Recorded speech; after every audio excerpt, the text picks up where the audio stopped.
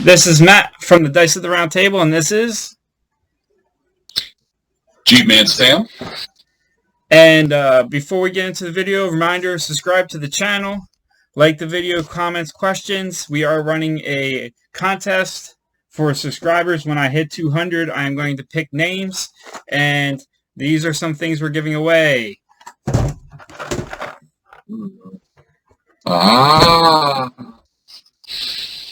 Ooh. And bonus items. U.S. Constitution. Ooh. Drop some miniatures. Ooh. I'm going to let you probably pick one, and then I'm going to throw in goodies. This is a hero of some sort. Ooh. Some blood red skies. Aces. And more boats for cruel seas. So I am getting a box of goodies together. I'm looking for likes on Facebook and subscribers on YouTube and anyone that wants to follow on Instagram. We're going to do a three-way giveaway for Dice at the Round Table. So that's out of the way. Let's talk about the topic. Today we are bolt action. We like bolt action. We play bolt action. And we want to do a tactics video on mortars. Sam, would you like to cover the topic? What is a mortar? A mortar is a light to medium projectile weapon.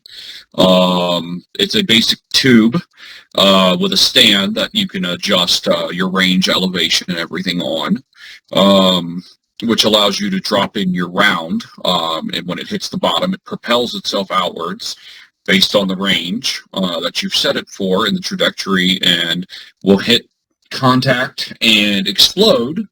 It's a very useful, light sort of artillery weapon that can definitely help any force. They are still used today. That's how useful they are.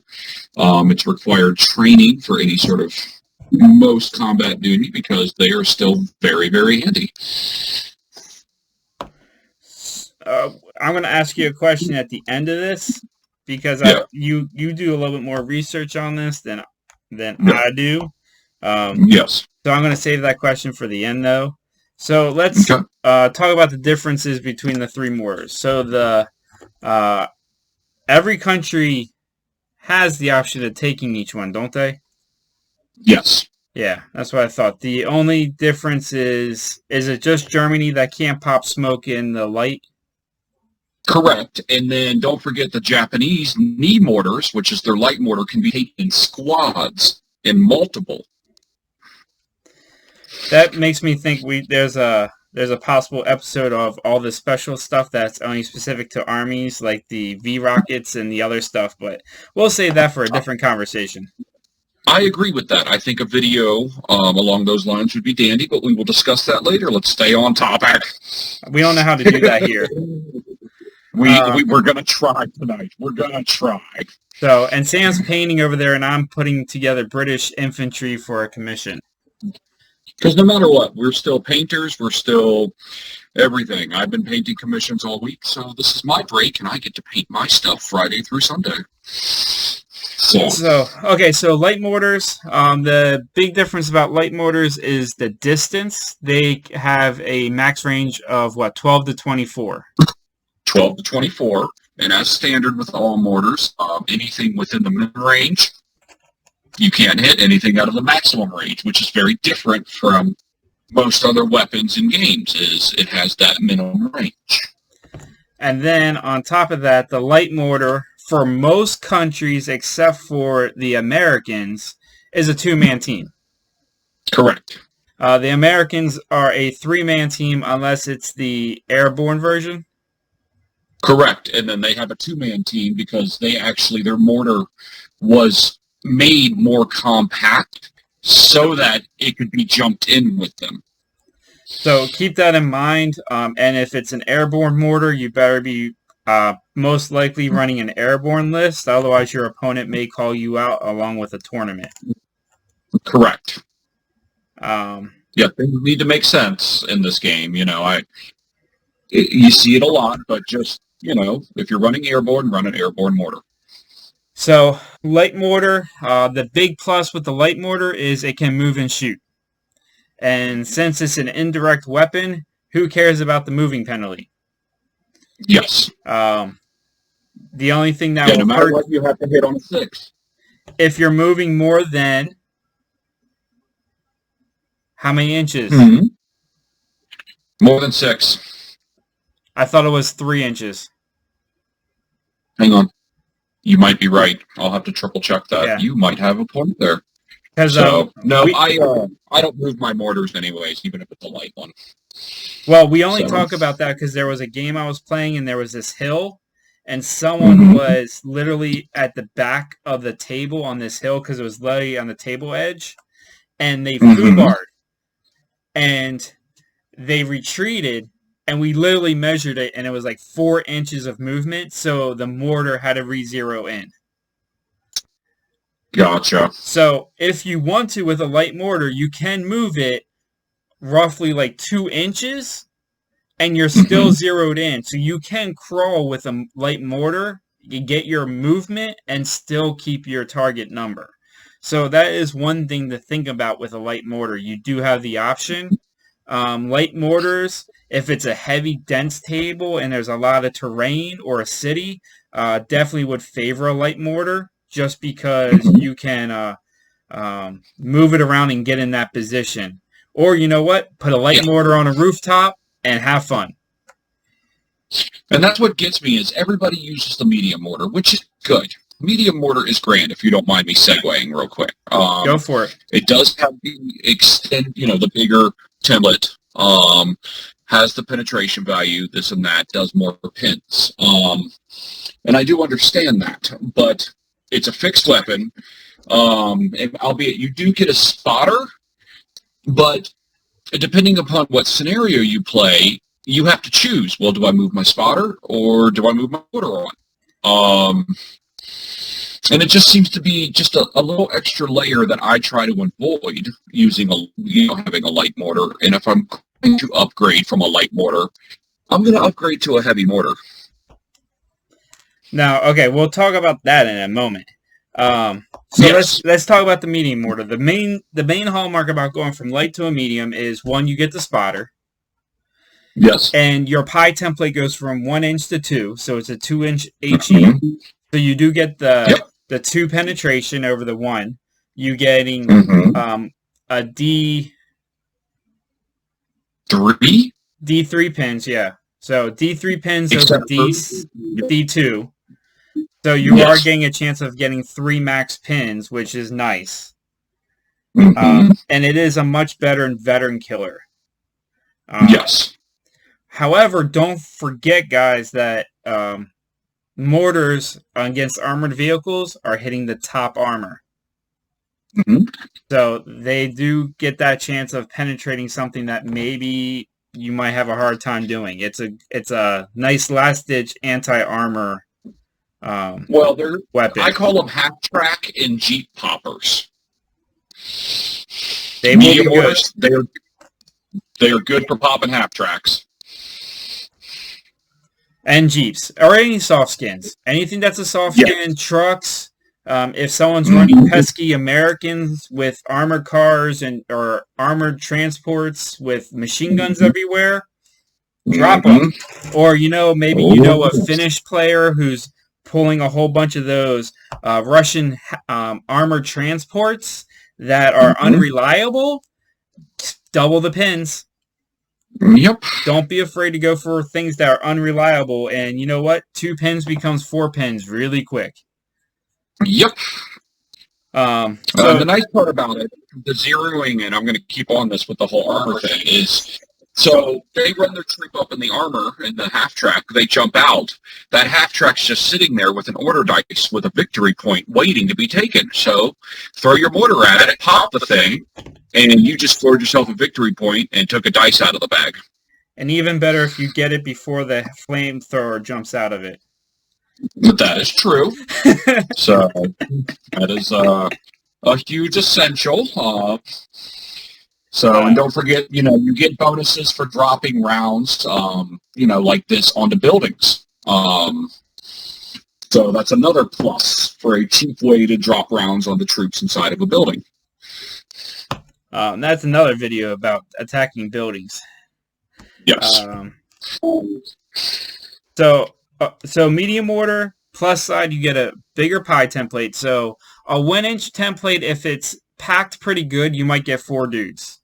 But realistically, you're probably going to get 2 to 3. The medium mortar, your expectation should be getting 4 guys. If you're really good, you might get 6. Yes. So think about that, and you're going to get the extra pins and the extra penetration. And the medium mortar standard is 3 crew and that spotter on anything but an inexperienced mortar. An inexperienced mortar can't take the spotter. Correct. So, and I don't see the point in taking an inexperienced mortar.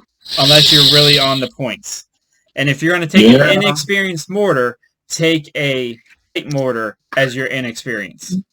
Because they don't get a spotter anyway. Look at where you save your points. Yep, and you still get, on a first turn you try and hit, you still have to roll a 6, whether it's inexperienced or not. Yep. You'll be messed over is if someone tries to take them out, and you might as well say goodbye. But if they're the first things popped, then I think you're in a good position because you pretty much have other things hidden. So anyway, so let's talk about the heavy mortar. This one I've never used yet.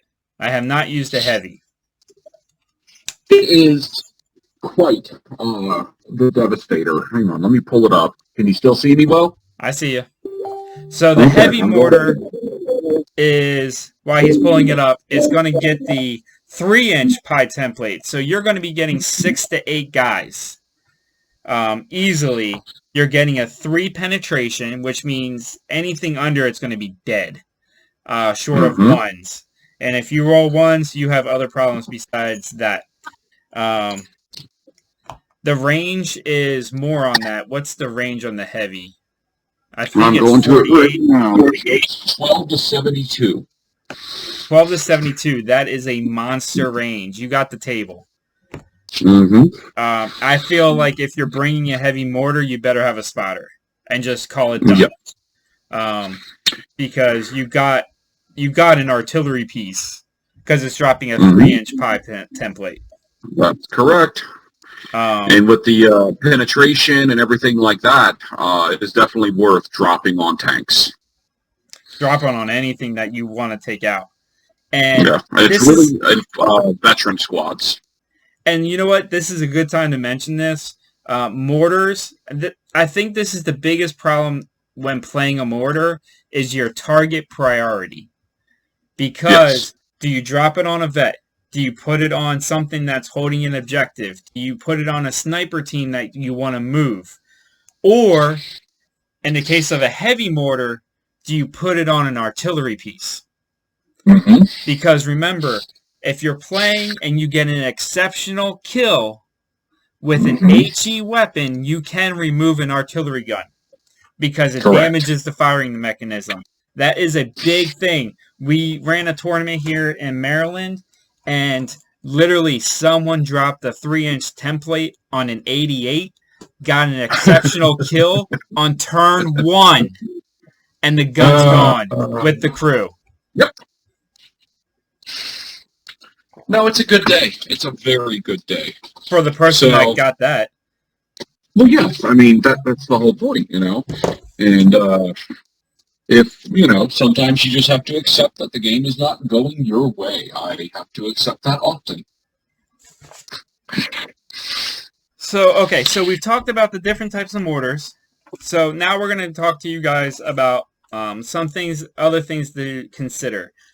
One thing is Jeep Man here are going to be our expert on this, and that is the secondary use of using smoke. I like smoke. It is a very useful thing, and you get a lot about it. I just love it. There is a lot to go on with it, but you know, where is it? This is not working, this stupid thing. So, but, I pop it, usually if I'm using a medium mortar, first turn, try and drop some smoke to cover what I'm doing. Yeah, I should use that first turn to probably zero in somebody, is what I hear a lot. But, I really like dropping smoke. It definitely adds a whole new layer to the game. I mean, a light mortar gets a 3-inch smoke plume. You can hide an entire squad behind it. And if your mortar's not doing hot with your dice rolls,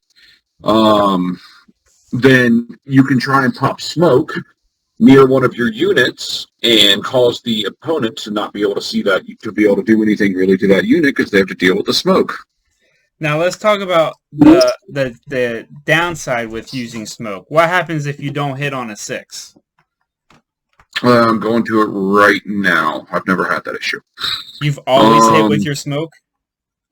My mortar is truly the most ridiculous thing in the world. It's about the only unit I ever get to achieve with in any game we play.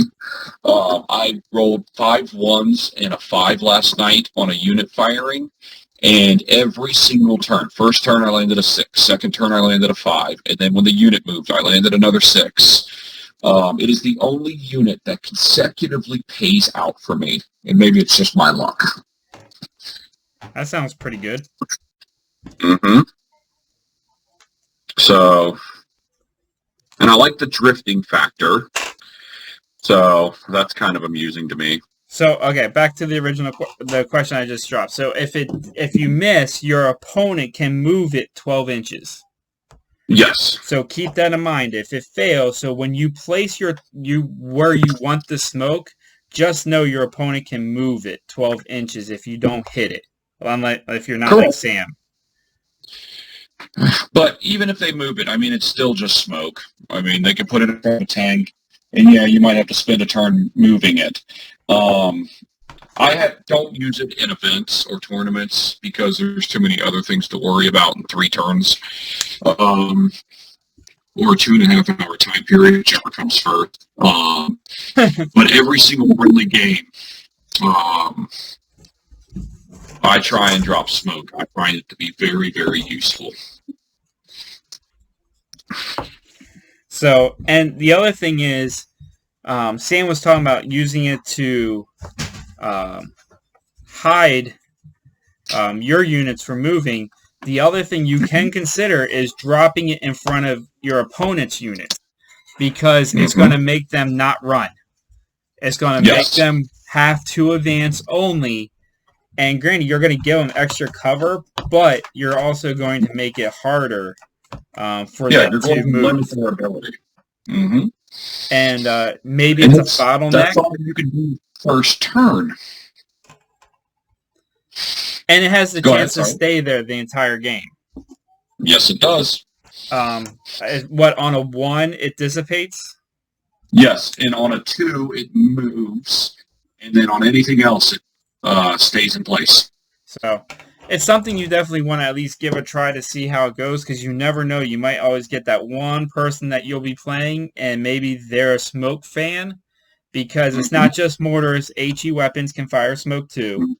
So, like, if someone really wanted to, let's say if I was running a inexperienced spam of Frenchies, and you got 2 decent-sized artillery pieces, and you want to drop smoke to cover your inexperienced troops to get into good ground, be prepared that that might actually happen. That's correct. And can I drift smoke into another smoke barrier if I drop 2? I have not even thought or tried it. And I don't even think the rules are very clear about it, but I can't see you putting smoke into another one. So even if you fire 2, your opponent's not going to put them in the same spot. It's going to have to be next to, because the rules really don't allow for what does dense terrain become if it's double. It's not double dense. No. So keep that in mind. I think that would be an interesting tactic to play if you were running the inexperienced spam. or even if someone was running, someone else gets that ability with the, is it an Axis side? Which one?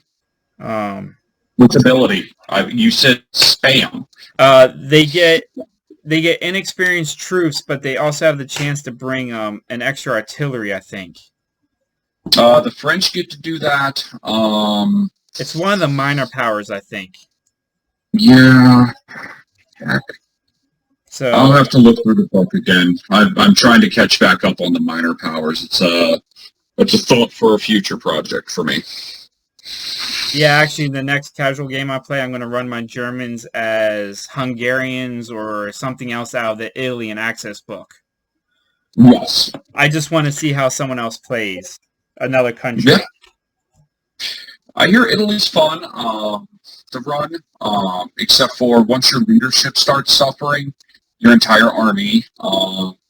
I hear the Belgians are actually more fun than anything to play, weird enough, and the French are actually, with their 2 artillery pieces, are rather delightful. I actually want to do a Belgian list at some point, just because I don't see many people do it. No. I like Finnish. I watched the guy win a tournament using the Finns. So, but I don't know. It was beautifully painted too. He hand painted all the little skull symbols and all the hell. Anyways, I'm getting off topic. Anyways. Sorry. You talk about pretty painted miniatures, and I get distracted. So that's the different things you want to think about with a mortar when you're buying the mortar, bringing a mortar on a list, how to use it, priorities. I mean, the mortar, I think it really comes down to how you play. If I was playing a 600-point game, I don't know if a mortar would be like high on my list to include, but a 1250, 1,000-point game, a mortar is almost an auto include. I make sure I have the points in there for my light mortar, even if I'm playing a 500-point game. So, and there's the thing, like, if you at least get the light mortar, that's a plus, because it's only, 30, 40 points? Yes, depending upon the nation. So. Yeah, that's the other thing people don't notice much, is that each nation, there is subtle differences in your units and the points values. Like German troops, veteran troops, cost way more than any other nation. Yes, they do. They cost a lot more. Mm-hmm. But the output that you can put out with them, and that fact that nearly every single German veteran squad can take 2 LMGs, yeah, that's a game changer. Or, you just run a spam of engineers with LMGs and a flamethrower in them. That's very true.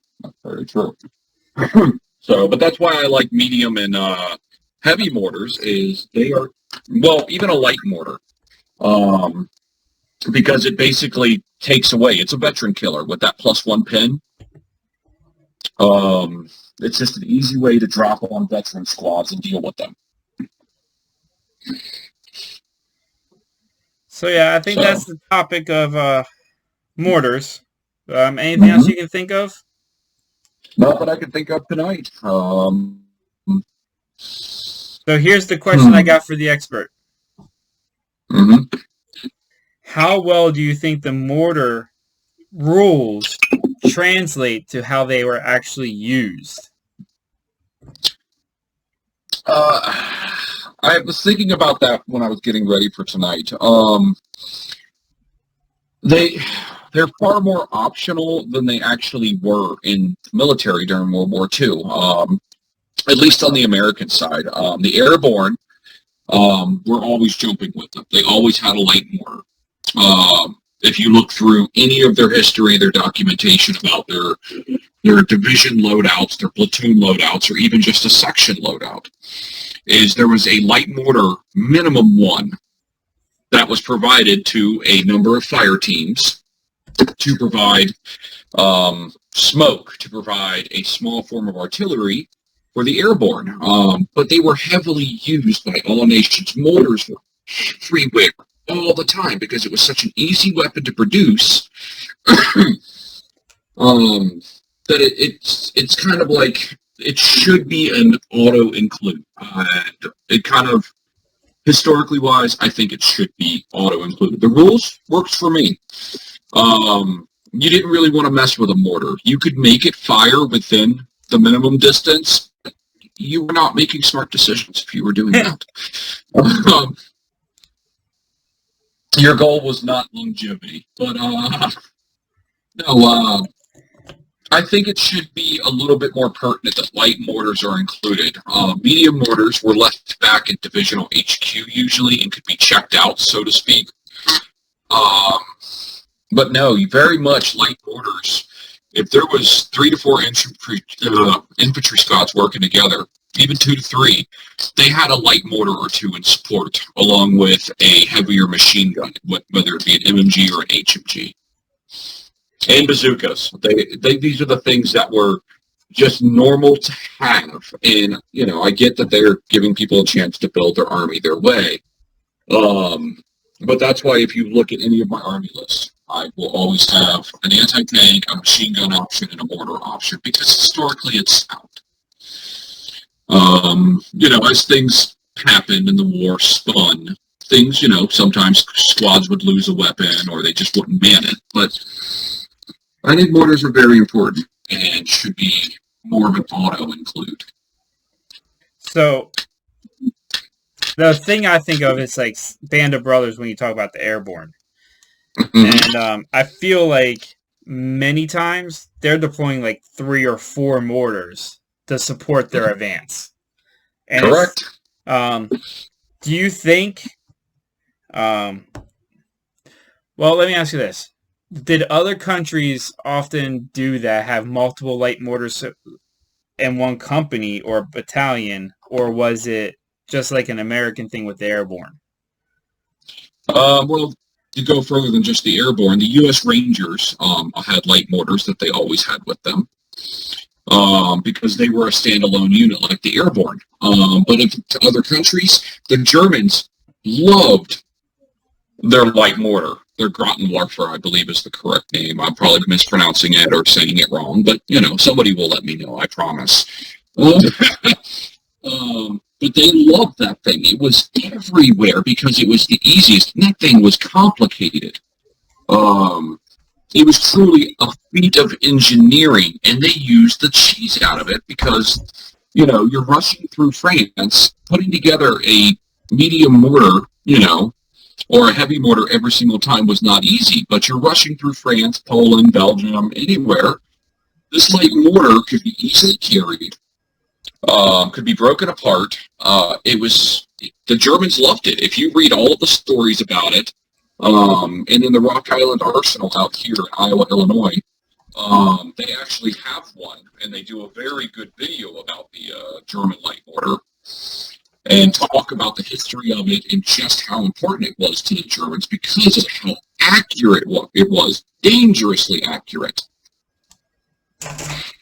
So, this is what I was asking. Do you feel like if they redid some of the or, not even redid, what if they came out with a modified American airborne list that treated the airborne light mortar like the medium machine gun, where you could take 3 in one slot? Market Garden book does that. It's why it's one of my favorite books if you're running airborne, is you can take 2 mortars, either 2 lights, 2 mediums, with them. And I think that's their subtle way of saying, hey, take mortars. Hey.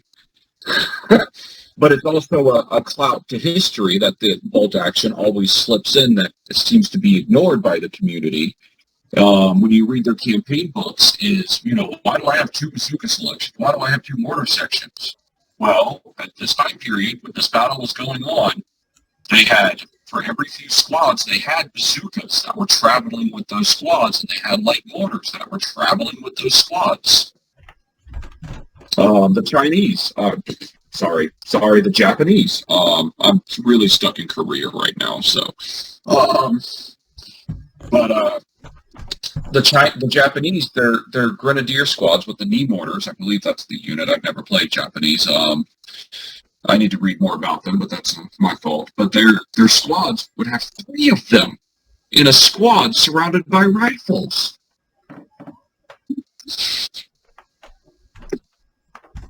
Like, it's just pure havoc.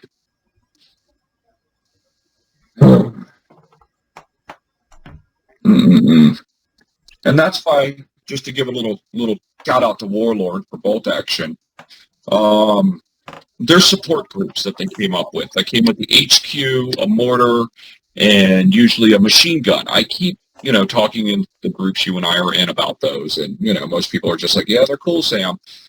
No, it is literally the best way to start an army. Yes.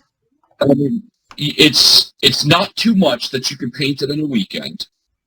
And from there, you can just add troops. But that mortar is truly going to be the first weapon of devastation you can add to your army.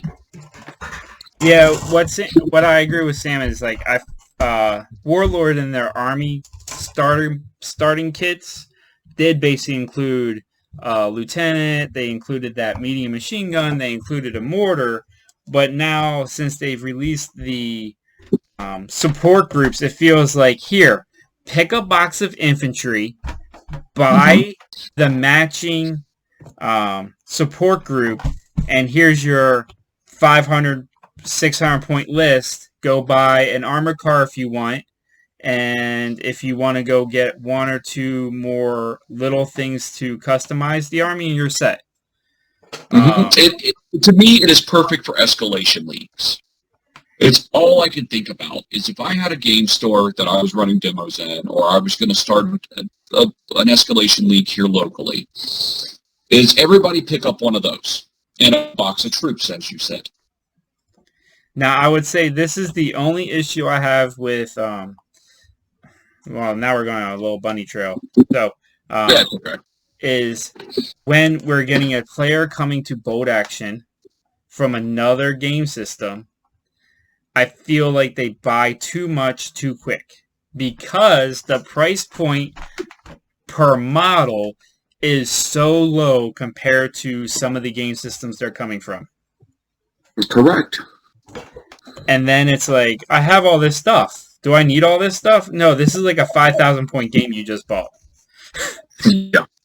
The SS starter box.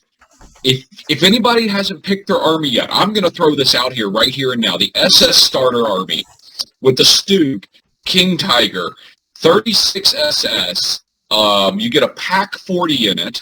Mortar. Buy that. Buy that. I don't care if buy that set. That is the best way to start this game. That or Soviet. Soviet is a box jammed full of infantry and other stuff. But in infantry. I don't know if the person's going to watch this that I'm going to talk about, but someone as a gift. Now talk about being like, here you go.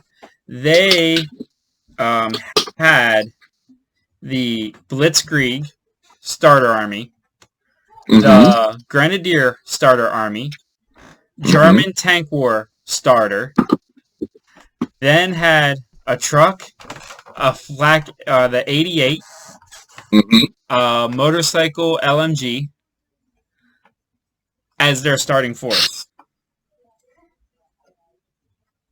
When they got into Bolt Action. Like, I paint a lot at one time, but still, that's a little daunting. Well, then you brought up the Waffen SS, and another friend, he bought the Waffen SS starter army, the Luftwaffe 88, Luftwaffe Division Squad. What else did they buy? I think that was it, and that was their army. Still waiting to see them play it. Well, give them time and be patient because I think they bit off a little more than they can chew. And if they need moral support, we're here for you, buddy. So, now I have not, you can tell me if you have, I have not played in a game over 1250 yet. I really want to, but I have not had the opportunity to. The closest I got, I guess, would be Michigan GT, which is coming up again, guys, and it's absolutely amazing, and I'll be there, Jeep Man Sam. And but Jeff and John are up at Michigan GT, up in Michigan, shocking. Lansing, weird enough, but and they do a Flags of Our Father board where there is thousands and thousands of points of units on each side, and you just walk up to the table and you grab a group and you just start moving them around and shooting. That's the closest I've gotten to an actual pitched thousands of point game. I want to do one, I think, a Market Garden style with huge amounts of British Airborne, the 30 core, and I'm looking at you with the bridge. What I want to do is this. This is my dream game at Captain Chuck's Comics. We have 6 tables. I want one table, Arnhem.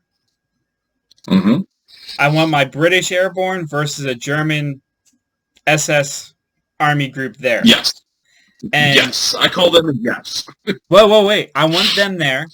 And I really want the Airborne to drop on the table with the die drop. The German player does not get to respond for a turn. So this is the British getting into position.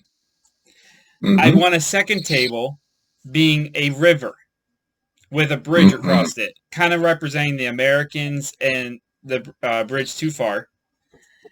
Something simple. And then I want a third table that's nothing but German Pack 40s.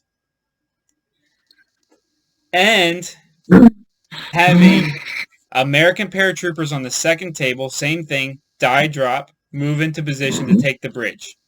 Okay? At the same time, now we have 2 British players, one playing the 30 core armored column, yes, and one playing the infantry support in universal carriers and trucks. Yes. Having to move from the first table onto the second table, onto the third table. Yeah. Meanwhile, there's a 4th German player that'll be our reserves moving to Arnhem, who have the option, if they overrun Arnhem, to push in to get the second table. Yeah. This is a weekend of gaming. Yeah, I'm in for this. That's my... If you want to see some amazing stuff, go into Bolt Action, the group, and ask Trevor Laws to post pictures of his massive tank war event, or Chris King to post about his massive tank war event. Trevor did, I think it was like 5,000 points per side tank war, and it had 16 players, where each player got 5,000 points of tanks. Wow. Well, with German, that won't be too hard. No, you could do like what, 5 Sturm Tigers? A couple of King did a couple King Tigers, and Jag Tigers, but no, Chris King did a Tank Wars escalation group, and that was pretty crazy to watch. He wrote up about it. I'll see if I can find the. I have it saved in my phone where he shared all the information with me. It was really cool. That sounds cool. It is, but I like escalation leagues, and I think they need to be more of a thing because they support your local game store. Building an escalation league and working with the store owner, like Senor Dave, and it's not Dave, it's Deck Boss. Yes, it is Deck Boss. But working with him. And just build an escalation league where you could start with firefight rules, where everybody gets the support group with the leadership, the mortar, and all that. And you can just start by testing your units out. Just those units in there will give you about 30 rules. And then you just build from there, You don't do it crazy. Okay, well, you bring, the next game will be the leadership, the mortar, your medium machine gun, and you need to have 2 squads. That's it. Just 2 squads, totaling up to about 500 points. I will I will say Hmm? our attempted Stalingrad, it's May 20th, COVID happened, and right before Hmm. everything really got shut down, we were preempting a Stalingrad release Hmm. that's slowly coming out right now.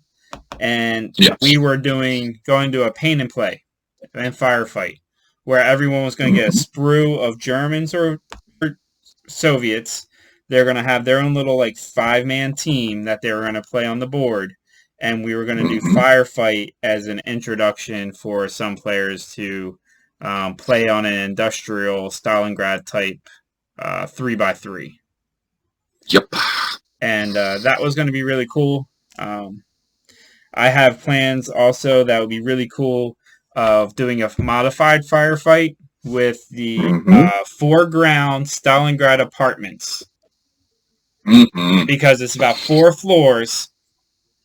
And what I was planning on doing is it's a race against the sniper. You put a sniper Oh. on the top floor, and the person who's controlling the sniper is going to be able to put like 1 or 2 guys in rooms in the route to Yeah. the sniper. So as you bust in, each guy has 1 grenade. So as you're about to go into a room, you have to decide, are you going to tuck the grenade or go into the room? And you only have a 5-man team to get from the bottom to the top in like say 6 turns before the sniper takes out the guys outside. Not bad. Not bad. Well, again, I'm Jeep Man Sam, and who are you again? I'm nobody. I'm just Matt. Of. Dice of the Round Table, and we're gonna don't forget subscribe to the channel. Lots of goodies, and You mind if I do a little plug? go for it. I've become very obsessed, thanks to Matt, to a little comic book shop and game store called Chuck's Comics, Captain Chuck's. Um, he's got me in on a bolt action group, and I was spiraling, having some issues with the gaming, and thanks to Matt and Dave and the crew at Chuck's, um, who always seems to have just the right product to tempt me to buy. They tend to do that. Yes. So I just figured since Dave's not here, you and I would plug him a little bit, and, Chuck's, and people need to get in there. It's a small store, and I could always spend $200 a week every once in a while. Like, come on now, I can't just Matt's spending hundreds of dollars, I'm spending hundreds of dollars. It's y'all's turn. Y'all need to go help out your local game store. If you don't live in the area, go find your local game store because these places will close down. And we need these game tables. And that's a totally different topic. We were talking about gaming tables and so forth. But Yeah, yeah, but I'm and you more know on what? the everything's opening. Get out there. Go buy something. Even if it's just a thing of paint. And remember, just because things are shut down, not everything's shut down. And just because they don't have a website to buy from, there's phone numbers. People are working. They're almost most companies have a Facebook page. Reach out to them through the Facebook page. You never know. Chuck's was doing phone and Facebook orders because they don't have infrastructure for web ordering because it's a comic book shop first. And if you know anything about comic books, and if we ever get pictures up there of what they have, they got so many boxes going down the middle of their store of issues and Mm-hmm. back issues, and that's where they get their money. But Yes. because that requires people flipping through it, gaming has Mm-hmm. really carried it for them. And so they were doing shipping for everyone, and they still ship. And they have an eBay store, Mm-hmm. and they're all set up. So always, you never know. If you don't have a local store, someone's got a local store that you can order from. So with that, you want to sign off? Yeah, I think I'm good. We'll chill out and we'll converse about this video in a minute. Okay, take care. Thanks for watching. You Don't forget too. to comment and subscribe.